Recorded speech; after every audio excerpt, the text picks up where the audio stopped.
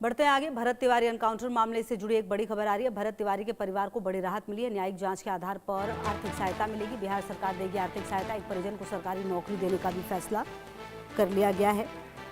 तो ये खबर आ रही है सामने, जहां पर आपको बता दें कि इस पूरे घटनाक्रम ने, आपको याद होगा कि किस तरह से कई सारे सवाल जो हैं वो खड़े किए थे। और फिलहाल अब ये जानकारी आ रही है सामने, जहां पर एक परिजन को सरकारी नौकरी भी देने की बात कही जा रही है। तो फिलहाल अब ये जानकारी आपको दे दें, जहां पर कहा यह जा रहा है कि सरकारी नौकरी भी दी जाएगी और आर्थिक मदद भी की जाएगी। ये पूरा मामला काफ़ी ज़्यादा सुर्खियों में रहा था और अब एक बार फिर से इस मामले के सामने आने के बाद जो जांच है वो की जा रही थी। और अभी फ़िलहाल आपको बता दें कि इस पूरे मामले में ये खबर सामने आई, जहां एक परिजन को सरकारी नौकरी देने का भी फैसला किया गया है। हालांकि अब परिवार जो है वो कितना ज़्यादा संतुष्ट हो पाएगा इस मांग के बाद, इस राहत से, क्योंकि कई बार पिछले कुछ समय से अगर आप देखें तो परिजनों की जो मांग है वो काफ़ी ज़्यादा रही थी इस पूरे घटनाक्रम में। और फिलहाल अब ये जानकारी, जहां पर बिहार सरकार आर्थिक मदद देगी, ये जानकारी आ रही है सामने।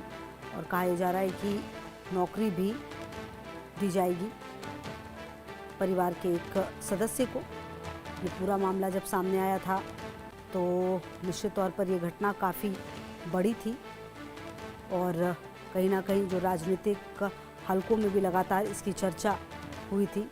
फिलहाल अब ये जानकारी, जहां पर एक परिजन को सरकारी नौकरी भी दी जाएगी, ये जानकारी भी सामने आ रही है। भरत तिवारी एनकाउंटर मामले से जुड़ी ये अहम खबर आपको लगातार बता रहे हैं।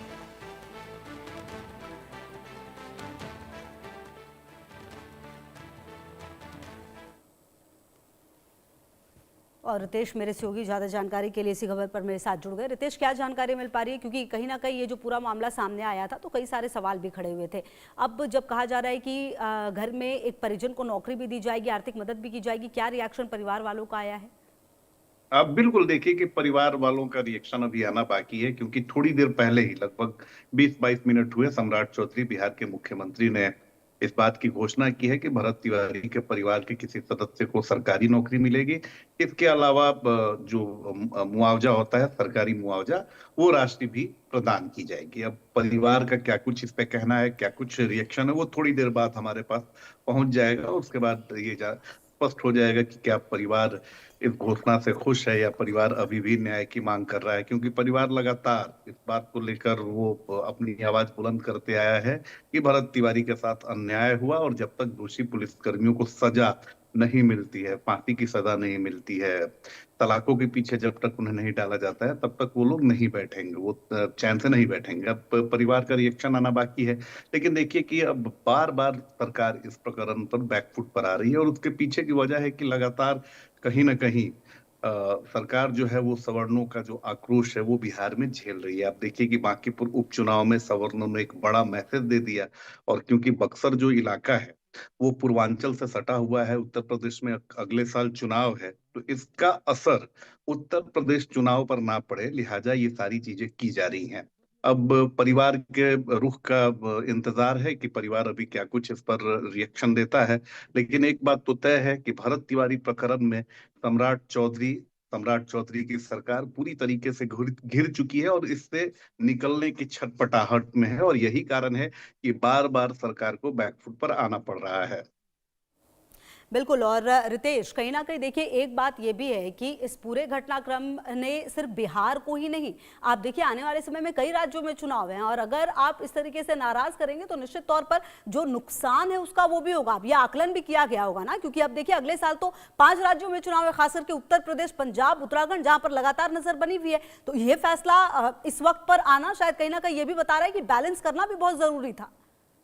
अब बिल्कुल, मैंने पहले ही आपको कहा कि हम्म। देखिए कि उत्तर प्रदेश से सटा हुआ ये इलाका है और हाँ। पूर्वांचल जो है वो ब्राह्मण बहुल इलाका है। ब्राह्मणों की अच्छी तादाद है, वहां पर भूमिहारों का दबदबा है, राजपूतों का दबदबा है, यानी पूरा सवर्ण बहुल इलाका है। और बीजेपी अब किसी भी सूरत में नहीं चाह रही है कि उसे अब आने वाले समय में चुनावी नुकसान हो।